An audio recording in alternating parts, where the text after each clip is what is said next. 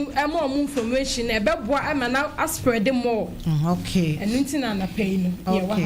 Okay, me da say Madam Elizabeth sa akodi Nyankopon insha wona onye okese pa. Me pa cho ye ma no aba, me pa cho ye wo kusi fosia Angela. Me pa cho ono ne hwan. Okay, me pa cho ya no wa makasa no aba kese kakra ma. Me na afre ye wo Sharifa Labit. Okay, ye de Nyankopon ase. Mensa Blessing. And afi David Danso ne Asamoah Christian omo enna ye ne wonmo ebedi enkomo mpama cha me mama kwa aba nuanom ye na okay mpama cha se bibia abokọ de nyame adum okay ye de nyame asese maji atum se ne mo be kire ya de ene mo nkire ya de ye ne etiefu mo nkire ya de na enwewura ye mo ebre ni ntino ye nse ebre bebre ye behwe na yakọ ye enimu okay Masembisa edikan was say what is LRHR for adolescents? Me pacho medikan abo mudin no maka ba bi omu free any ade potia ye ba be ye no wadaroma. Okay. Say mpacho wadaroma udin. Good day to everyone listening. My name is Kusifosia Angela. And I'm a peer educator from Atrimangwa district. Okay. Today we are here to talk about our health, our body, and our right and how to make decisions as an adolescent.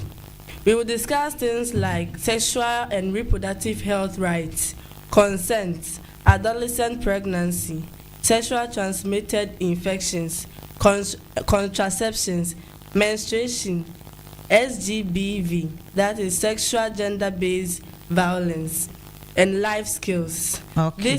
These things are important because they affect our future and our education. Okay. Me da se bebre Nyankopon onsha opa. Madam Pacho wadaroma onso within any baby. Good day to everyone listening. My name is Sharifa Labit and I am a peer educator from Atrimangwa district. Today, we are here to talk about your health, your body, and your right and how to make good decisions as adolescents.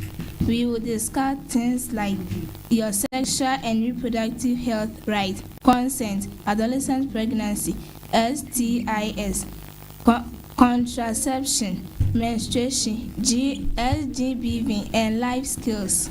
Okay, Madam Asibebre Nyankopon onsha mopa eje busuafo na chese eniema ne yenuanom me ne enuanom me wo mo ene ye ba bedi ho nkomo binom na wonom achirechiremu achireye no omo so omo ne ebedi nkomo afa reproductive health ho omo bedi nkomo afa STIs ene contraception ne menstruation and a life skills ne enema horo bibire ya ekeka ho ntine nkomo no ebeye da pa de edikan no medical akọ Madam Kusifosia Angela so me pa cho no okay so the medical achre no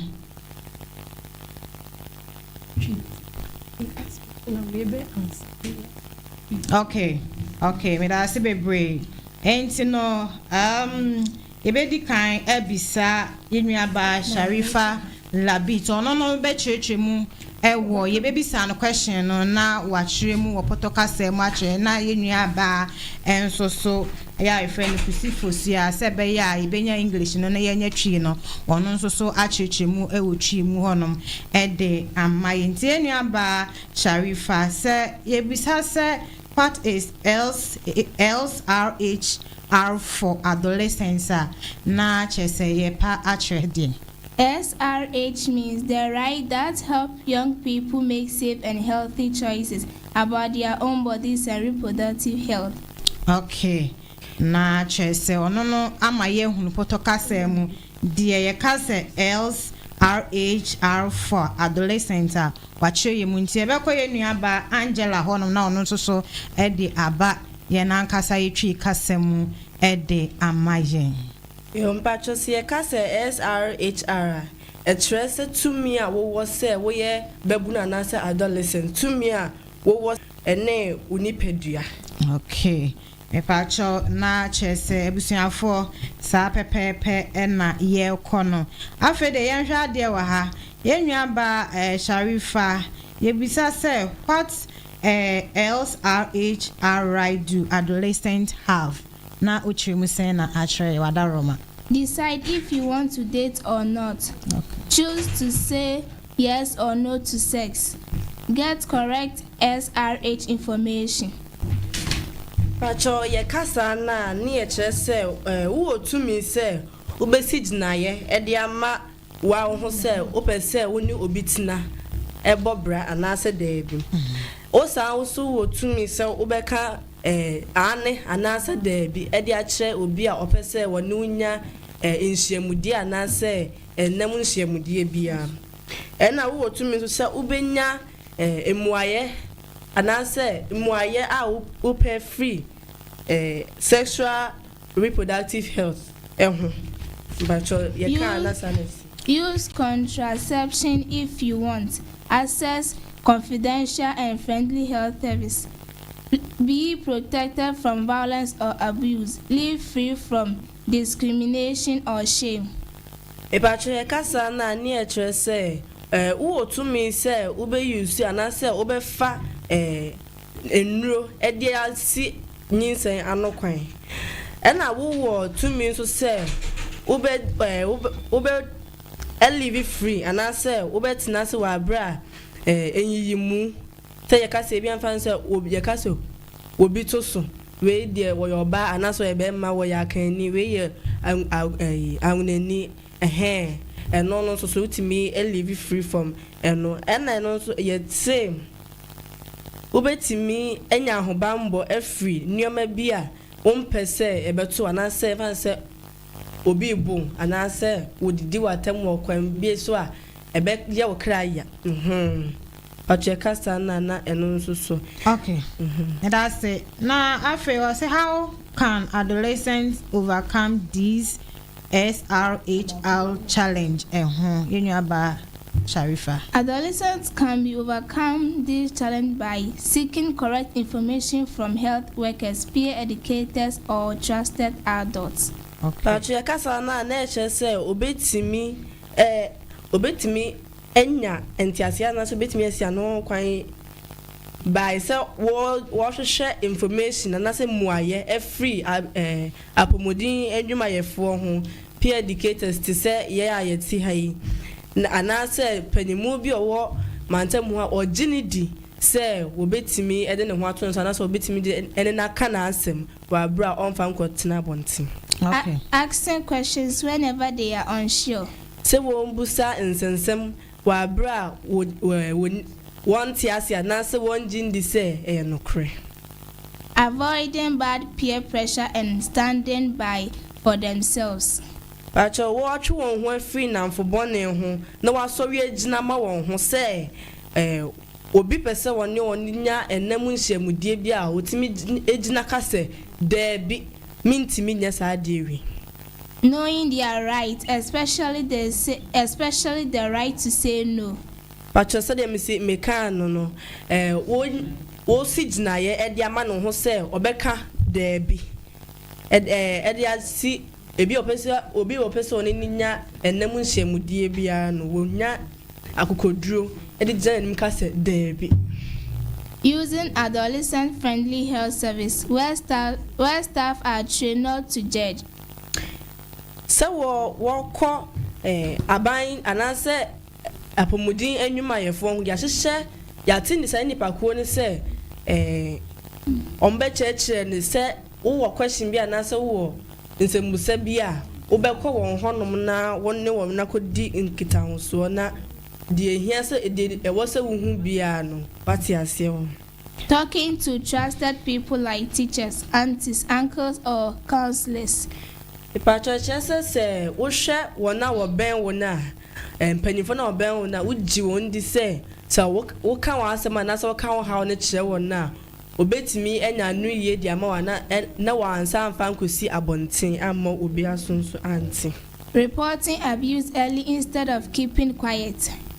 So obi asha ase eso baby a wankasa wo hu se wo mpe wo se wo di nipa kro no report nipa kro ne ma ubetimi report ya ma police health services and access welfare ubetimi panimu bia wo ho bia no ubetimi e de akosi ne so aka che ne se na nipa asimasi e de ya me na me ninni ho intimi sel boa me wo sa kwan so. Surrounding themselves with positive friends who respected their choices. Pepa chow say wo de wo ho bo na mfopa wo wani da wo ani so ade hunu say e wa abrabom te say wa wo ho won fa won koto amane bia mu say bia wo ni so ade hunu say nipa ko ye pe say ye doctors for na say anase for daachi so they be ya yanko help him. Focusing on their goals so they don't get distracted by pressure. E was say enisuade hu na de si wanisu no wo ma wa adwe nyina ekoso se ne be ya wunya distraction anase bibi akwansidie bia wo kwan mu na emfa won kobie baby boni bia. Using toll-free helplines when they feel unsafe or confused. Pacho ye wa homatrofo bi wo honom a wo frɛ anase so wo frɛ wo mo a obetimi aboa wo se bia ba bia wo we wontimi enwane mfi wana se wontimi ntiatia mu mfrɛ nipa bia se fon kuta wo obetimi afrɛ nta nipa ko ye sisu na obetimi abetwitwa de agye wo. Okay, yadama se bebre abusuafo adesua na yeguso ya yesua eno nti ye bekoye asembisa edi eso so. Also, who can adolescents talk to when they face SRHR challenges? They can talk to a health worker, a peer educator, a trusted teacher, a guidance counselor, a parent or guardian, a close adult they trust, those who are a welfare officer, and any of the toll-free hotlines for help. Okay. Ipacha won betimi akasa anaso betimi edi won komodi akire apomudin adwumayefo peer educators to say yen ayeti hei teacher ni a wajini di say won de okana asam de kire na obema na no yi na no ya school mu honom krampo ya na ya teachers for ni bi wo honom a sansensem say no te bibi kire wa adwua obetimi akọ ho na won wakodi nkomo. Parent or guardian say bia obi a won nete anase wa wofo ubetimi ni won adi sa nkomo no. Those who or welfare officer ubetimi ni won adi nkita ho ana toll free hotlines sa ahomachofo na ye de egu ho say se wo pese unya emoa anase uhia mwa bia no e wo se wo frɛ won no na won odi nkomo. Okay. Era se bebe ye ko ya sembisa etoso so na so me babusuafo se wutie ye na se bia fe na wode wafidi ato Katakyie 90.9 FM a ye di nkomo ye ne apomuden aso ye fo mpanifo a omo ne Mary Stop International aka bomu ene omo de adesua yi ebre ye no omo ene ye ne won mo edi nkomo. Katakyie 90.9 FM en Nigeria. Kama mi dwumadie so no se de da ye ka kire me se ba bia etimi bo wrabie no sa pepepe no ana e koso ye mane emfa ba bia ye koya sembisa etoso eso say why is it important not to stay silent when facing SRHR problems? Because staying silent can make the problem worse. Speaking up helps you get support, protection, and the right information before things become dangerous. You are never alone. Help is always available. But you kasa na e chere say wo ye din wa bra problem na to na ebema problem na aginsemu ebema asam no aginsemu enti e wo say wo sorry waka na wo hiam opemwa ane ahobambo free wona wo betimi aboa wo na wonya information na say muaye a edimu ansana nyoma aginsemu fi say wunyina kwa nkwa wunyina. Okay. Yada ase bebre yankwa ya sembisa etoso esoe. Or say, what is body autonomy? Body autonomy means your body belongs to you. No one should force you to do anything you don't want to do. Me pache kasa na eche se unipadua no eye wa wodia. Na ni se obi anso so eyere anase wo force ema wo ye bibi a wo mpese wo beye. Okay. What is consent? Consent means you clearly agree to someone or something. If you do not agree, were scared, silent or confused, that is not consent. Consent must be free, calm and clear. Machiaka consent na eche se wo ti bibi ase anase wo pene soma waye bibi. Na se wo di suro anase din ye ebe ye de eno no nye consent no consent ne kire se ube free anase ube gina akasa se ube ti bibi ase anase ube pene soma bibi akoso. Okay, me da be brave. Yaksem bisa etoso. I say, what is adolescent pregnancy? It is when a girl between 10 and 19 gets pregnant. Patroche say oba a wasi so a wo be mfie du ekopim dunkron no efanyinsin. What causes adolescent pregnancy? Causes include no or low SRHRs challenges, peer pressure, sexual abuse, curiosity, not using contraception, poverty, early marriage, and wrong information from friends or social media.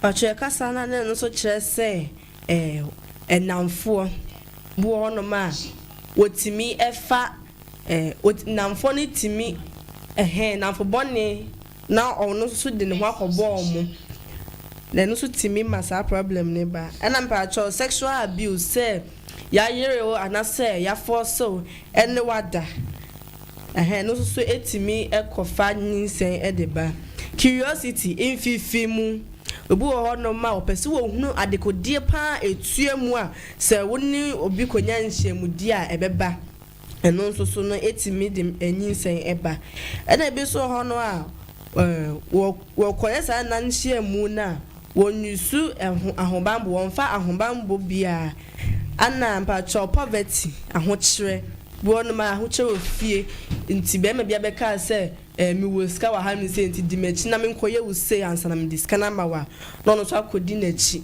na de odi be no de aye no ebi kwa pa ska na odi be ma no enye ska kese bia enso so se ahokyere ofie no saada no ohia de to aduane di nti no akodi na chi na wo konyem so a be ma no so buono ma wonje ntum no apamo no enti eyesa no so na etimi ema abaya no crampo na adesua ne daachi no etoba epacho early marriage bi on ma ye de omma awariantem nti ye de na ma awariantem ne bi on ma obe 15 years nti wokofa awari ni mu anso wonyema eno so enso so kan epacho wrong information from friends or social media obi wo ho no ma wo say wo ne be ma konya nhyiamudie kwampo na wonyem se so ansa na obi ne be ma be hyiamu no wo se we se na wonyem na so na bia sa adekodie no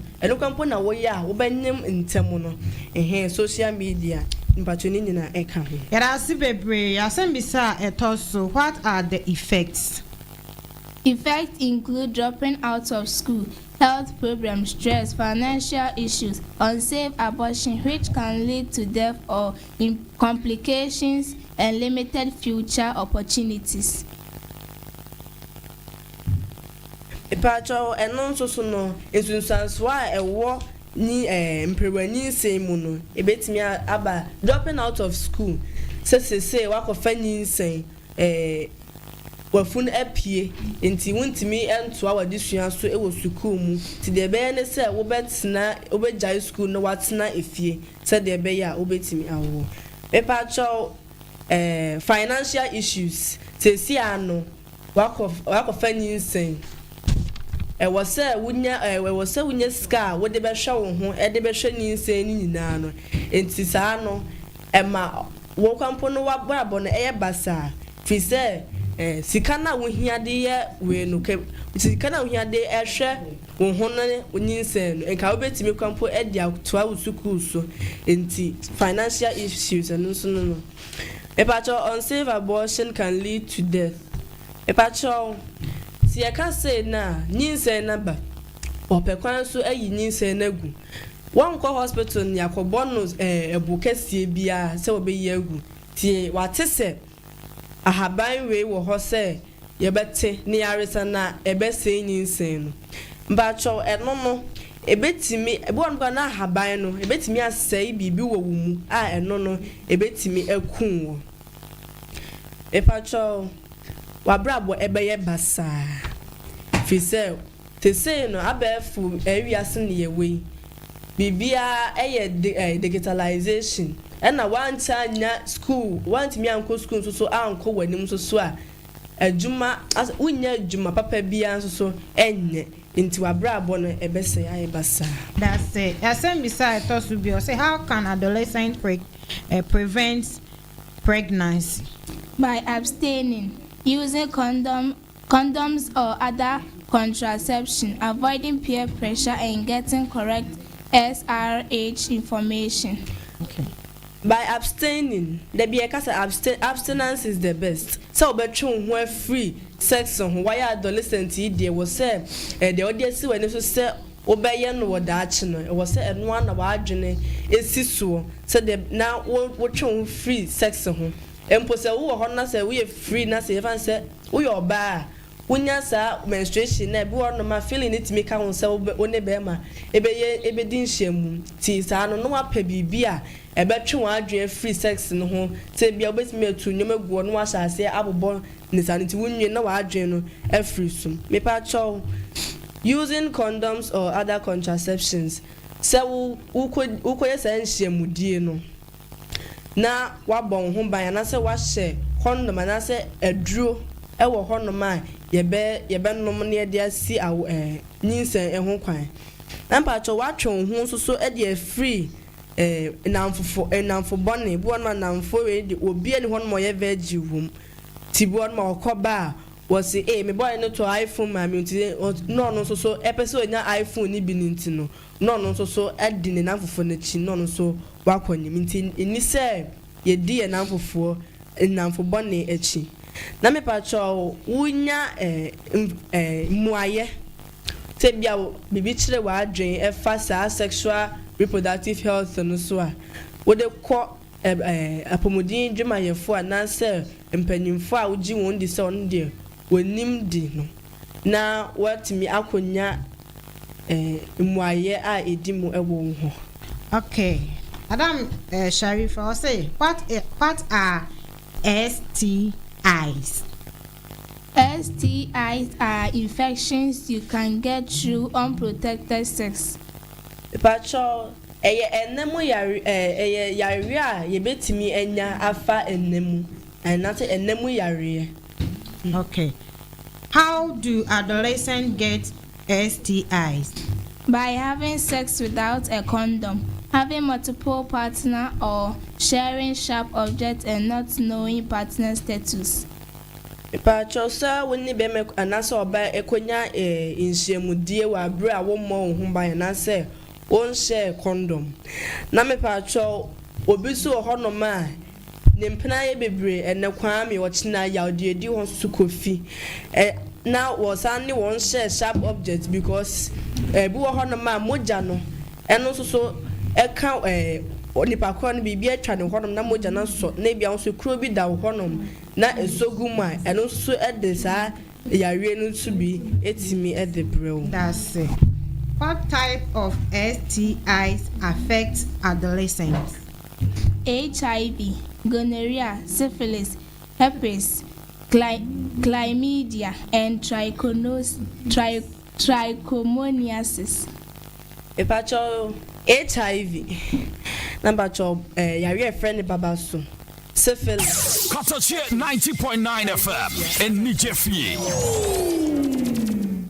What symptoms should adolescents look out for? Pain when peeing, unusual discharge, itchy, sores and stomach pain. Some STIs like HIV may show no early symptoms. Epacho bu ohono ma wodwon so a no wote yaw e woni be manim anasa ne banim.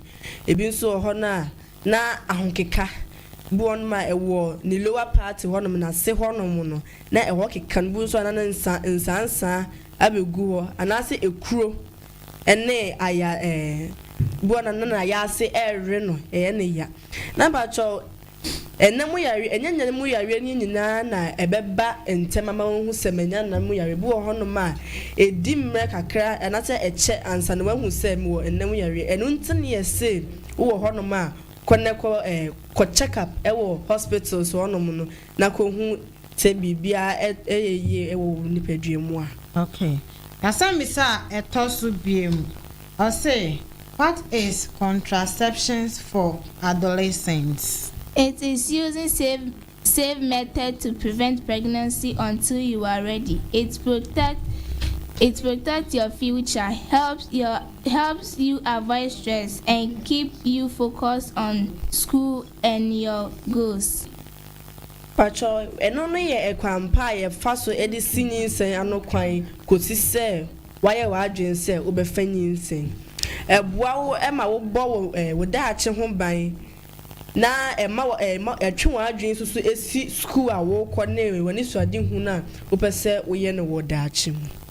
Why do adolescents need contraception?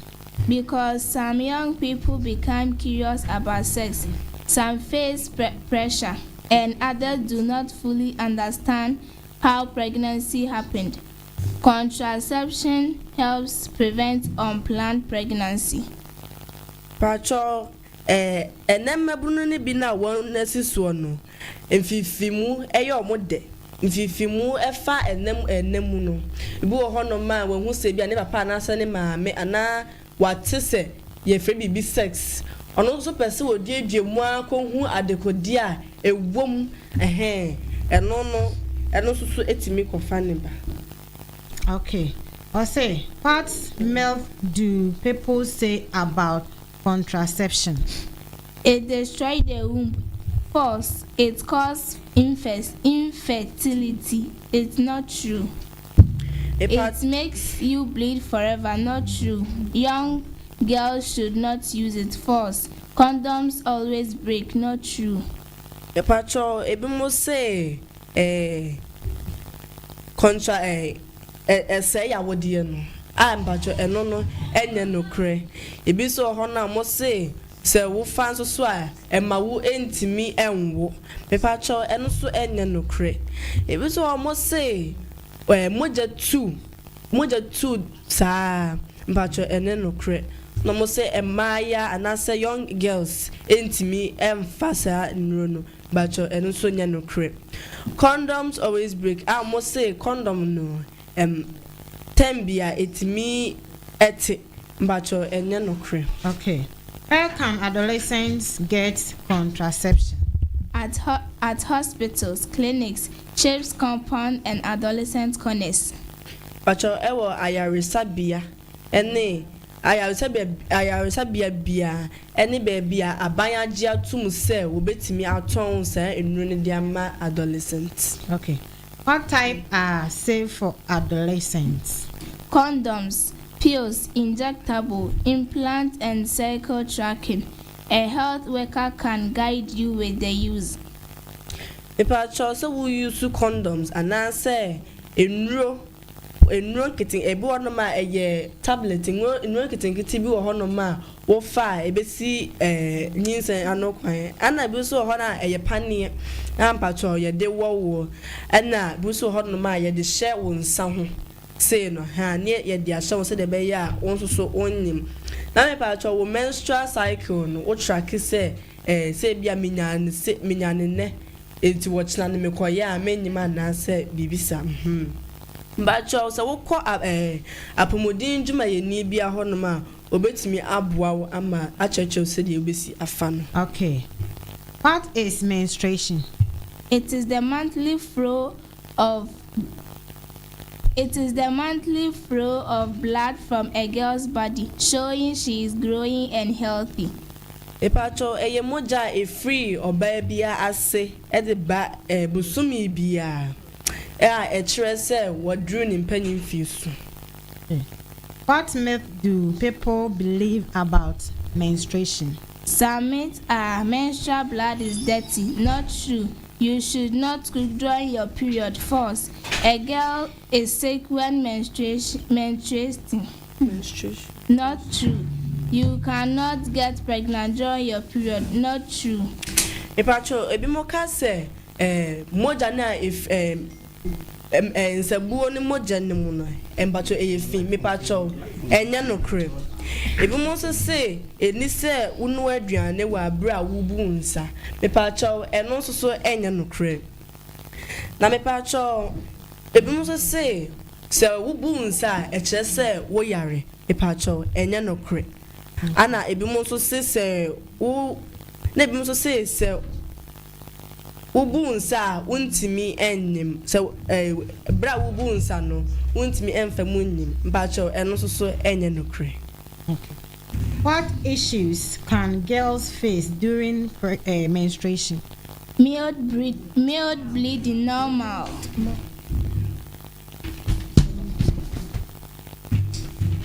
Heavy bleeding may be a problem. Cramps common. PMs, mood changes, headaches, breast pain. Epacho ebu honoma ni moja no ni obu ne nsa eba nkakra anasa nketenkete a eno so no eya normal na mepacho se usenya heavy bleeding na se unya heavy bleeding so was say ukohu u doctor if he say heavy bleeding bi honoma omunya heavy flow ba no ne bi normal depend wo moja no na bi so honoma utimu se abama tese pad ni mu nyina so ki ase ababro so a ebi ana ye problem tie wo se ukohu doctor ni ana bi so honoma omaya ase ere omo mpacho eno so eye common mpacho PMS no so kire se ebi anoma mood no change fa ne se enne wo mpese obi kampo be kasa wo ho echina wani age the next day day di hono so say owura ho bi saa no mpacho ni nyina so eye common. Okay. How can they manage cramps? Use a warm towel, drink water, rest, reduce sugar, and take safe pain medicine from health workers. Epacho what the towel what the good insuation and nothing should the daddy moi. Now that to wire si baby a hoya oyano. Epacho we so swa e was so num ensue na waje wa home anasa obeda.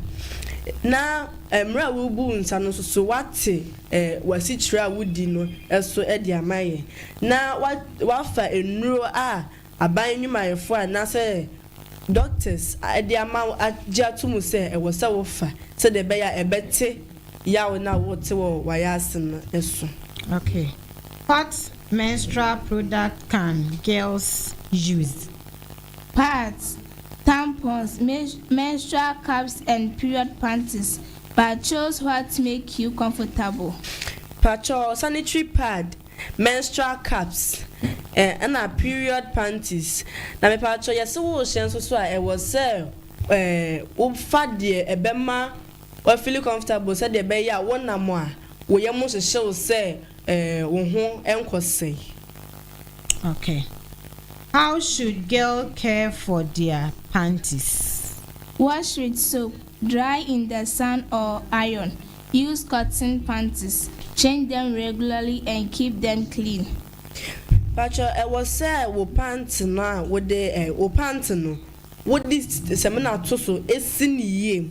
Na wo wie so a wo de akọ hang wo ewiem na etimi adry. Na me pacho say wo de hang wo so a eni se wo de bi tawo ananse atade foforo bia hata so in se de be ya ebetimi awo na mpacho wo wie na se wo ba be hye so a ye be se wo so obetimi ato se de be ya wunya yare bia ewo because bi ono ma pant ni mo aye nunu bacteria ne ebetimi aformi wo mu se de be ya wo share wo se na omo a develop na me pacho pacho use panties are de cotton aye fisi no na enfama films efam na me pacho obese sound ho ententem enumre wadware pacho se pad no enumre no wo akoda no na as wo so ria no pa no na bi moja bia emmemu a msira wo se emfa mo biem msira wo bo no mo wo se me share no moja me muntime sade kwa akobo emu akitinkiti bi wo mu a se wo sade bon so a ebetimi create infection e di ama. Okay, me da say ebusuafo yeguso a ewo dwumadi ni so a ye di kan abo mama ne ese ye ne Ghana Health Service ya omo ne Maristo International aka abomu nene omode adisua we de ebre chane so se dwumadi yi dwumakua omo aso dwumakomi enu yimu amomode bre ye UNFPA one more NHS omukuta dwumadi yi mu a na no pay motese yesua ade a chese enye asem ketwe wacha ukọ abefo ntenten fidie ni so a dwumadi bibia etwagu ewo ho Katakyie FM Katakyie FM me pacha ukọ Facebook na oba obenya dwumadi yi bi ahwe na onso so wa join ye na bibia so etimi ayekama yenko ye question na etoso eso I say, what is LGBV? It is when someone hurts you because of your gender. It includes beating, rape, touching without permission, insults, threats, and online bullying. Pacho say obi enono chese obi edewo fire obi mu esan say wo ye oba anase bema ebi te say wo ebro bono ma ye bono buso ono ma ye tunu mu na rape ana bi so hono ma wo so ne baby ana say ne nipadua na akwa ne baby a won enye ne consent ana say won into mu se nipa kro no enso sa baby kro no atenie na bi so hono a obetimi akọ obetimi aboni hu say even say ma wakonya ne naked picture and say wakonya picture bi wo baby was say ye mi say and say fawe mame and ma me no won na ansana ma jai enya say so wa me no na na say wa mame we a me de beto online ama ni pe nyina ehu. Okay, what myth do people believe about SGBV? Her dress caused the abuse. Not true. Only girls are abused. False. If a relative does it, keep quiet. Not true. Boys cannot be raped. False.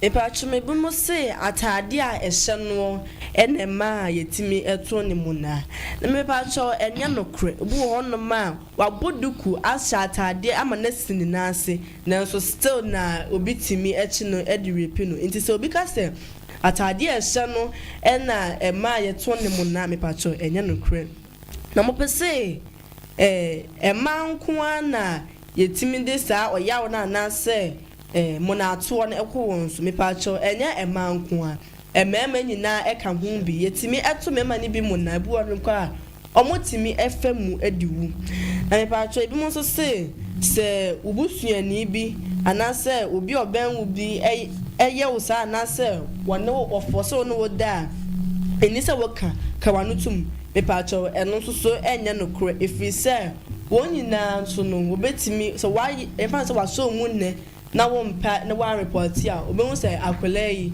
temene ne da kwampo na onkoka entie no so no obetimi ene wada wabra wani na ho so timi pacho se yakase obi obusuani bia na so obi oben ene wada pacho enka no enye no kre. Okay, it has. How can adolescents seek help? Tell a trusted adult, health worker or teacher. Report to those who or call the toll-free numbers.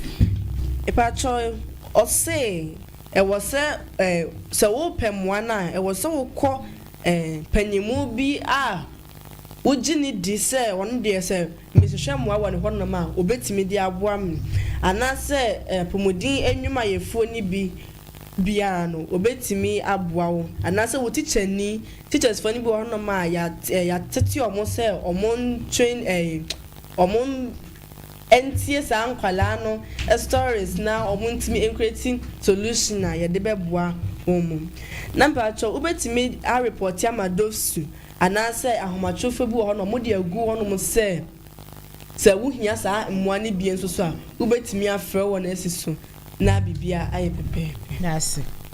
What numbers can they call? Orange Support Center 0800 11222. Those 055 1000 900.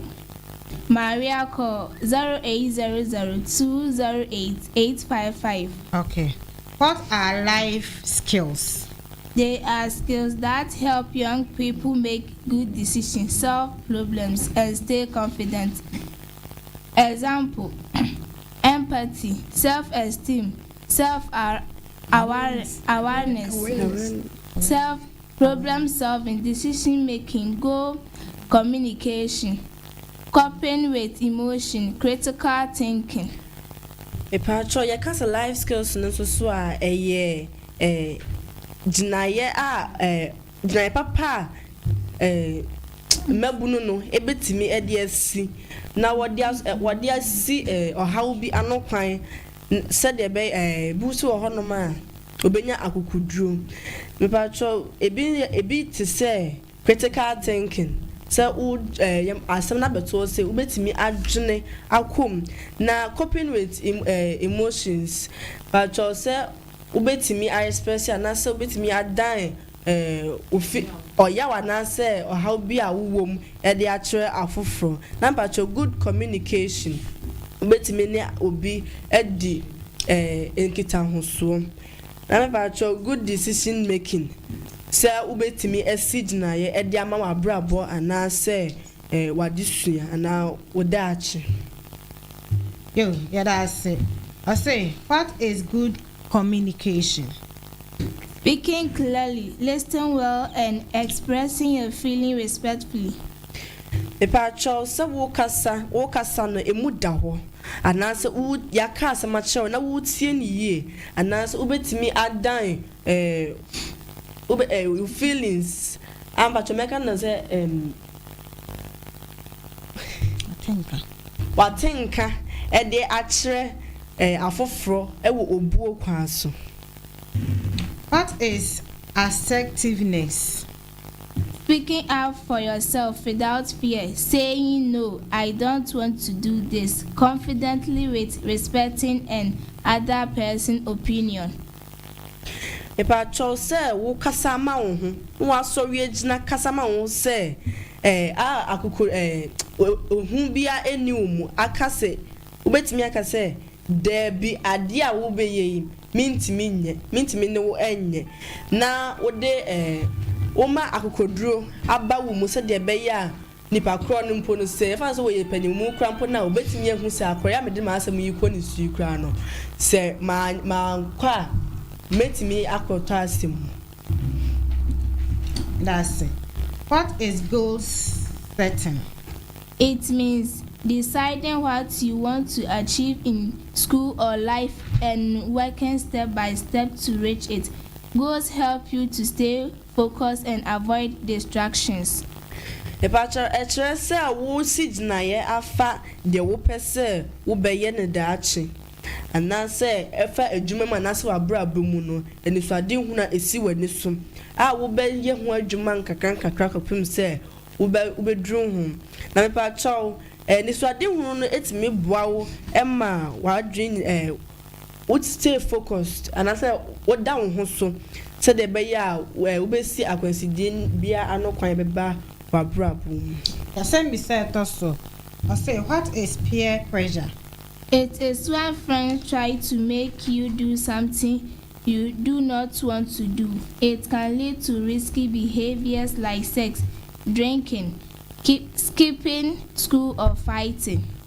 Epacho eno nso so nioma enamfofo ni bi ema wo ye wa bra wo mpese wo be nioma bi won ma wo mpese wo ye na nso na nka eka wo nko no enka wonye ebi ti se na anasa sex ensanom se enne omusie chale me de yan skip school ma ye nko school ne anasa mu school mu kwampo na no ma huri wo no ma dwane e de free school mu anasa ntokwa bi wo no ma esu de wunim tokwa kwampo de wo ye John kra o enti esa na oma kire se de obesi atwetwense kan ne apaso enu nso so etimi ema wo ekum obi. Because what you said, one said that's what they win Nipakon, what they wanna na Nipakon owu na police. A bet me afa na and also say the work of jail and also so it me say wa brabo cry. Okay. Now some be a chapter or say what is peer counseling? It means helping your friends with good advice. You listen to them, encourage them, and guide them to make the right choices. If a problem is serious, help them get support from a health worker, teacher, or another trusted adult. Ipacho trust wo ma wonam fofo efutupa se bia wakọ ahaw bi mu wo mo futupa wo hye wo nkran a church mo kwan a ombefa so de seed na yepa na se wo hwe na se problem no anase ohaw no ano ya yedin a ebi ana wo maami anase wo fa bi apomodin ejuma ye ni bi anase wo nim obi oye apomodin ejuma ya ejuma ye ni a obetimi aka kire omo anase obetimi ni omo edi enkomo afa ho na won so ama wonim dia a obetimi afa so dia bo obetimi afa so edi ama wakoba obra na se odi be ma wadamfo no. Okay, abusuafo asembisa no nyina esi na sede yedi kan bo mama ne se ne kama me dwumadie so no ye ne Katakyie 90.9 FM in Nigeria. Na wonu mo kan bo mu ede adesua efa reproductive health ho ebre ye no ena chese asembisa ehunhia se ye hunu ene anu ye nyina no ye nua mai adaroma o mama ye hu ni nyina no na hyene nso se dwumadie dwumakuo bi ne so won mumu ema o mutimi ede ebre ye eye UNFPA omo ena chese omo so apomudin adwumayefo emu ene Mary Stop International mu ma omutimi ede ene dwumadie enso etimi ebre ye ebre na so aye hwe aya akwa no enti no ye hwe na se eye nua mayi no we futuo bi ana se ensem bi a omo pese wo mo ka edi twato ede mayen ewo bra omo de dwumadie ebe wi yi mu Ebacho ansan ye be kono ene ni epese ye twa adwen edisi wapomudin ensensem ho wani so ade hunu ene se ye ka che wo se woni padwane eye wodia na wo be wo tumi ne se wo be sigina papa ede ama wo ho na me pa cho wona wo be se wo ko ahaw bi mu anase se obi eye obi bia wo mpa to say wo bo raping anase bullying online na ye wo ahomatrophobia obetimi afre ede asisu pepa cho me asisu bim 0800 111 222 0800 111 222 pepa cho no ye Orange Support Center anamba cho dofsu enso so ye 191 number to Mary Stop International so bet me afọ mo SC 0800 208 855 0800 208 855 Okay, busuafo na kyerɛsɛ nkɔmɔ no eba na wie ya anesa na sɛ de di kan yes ase no mpanifo bi a wɔn edi enuama yi anim de wɔn eba ye na Madam Ines Inti ɔno ɛna wɔyɛ municipal health promotional manager ɔka ho bi ɛbrɛ ya so a yɛde dwumadi eba na wie ye die ebeti ɔno nso na no disɛm a ɔbɛpɛ sɛ ɔde ebetwa to ama yɛn medase yɛbɛda obi bia otie nyinaa se sɛ ɔmanya aso na ɔmatie yɛn sɛ de yɛmabunu yɛni wɔ mo ho Mary Stopes ne ɔmaboafo ani wɔ mo ho enti sɛ de yɛkan ni nyinaa yɛde number bi nso tutu dwa yɛbɛsrɛ sɛ wo ma mo keka sɛ bɛyɛ a bibi ha babunu bi a obetimi afrɛ anaasɛ apomodin aso eye bi obetimi awokitu for your adolescent health with schools any baby a zones ye wo zone baby bi ewe nkola ye necessary wo nya ye training wo mo so ombetimi no omakasa obi nti omasem wo abonten ti ebedo obi bia se so omunya aso etie ye damase yes so ye damase pa ye nyankopon insure mo se mo so so mo Katakyie 90.9 FM in Nigeria. Let say ye man fansha mo ankasa mo ho na ene so ma beda na di ebiache na obi a ono susu onnim saa enema we ya ekoso we nipa ene chese mabunu ye na setena mo no bia ene mgidi se obi a enya ne chefa wo ye panyina wenya wo chefa wo ye akwada wenya wo chefa se de wutie bia no ene wenya wo chefa enti yen so ye beda mo ase na ya ka ache mo se nyankopon wo nhyira mo na onye mo kese pa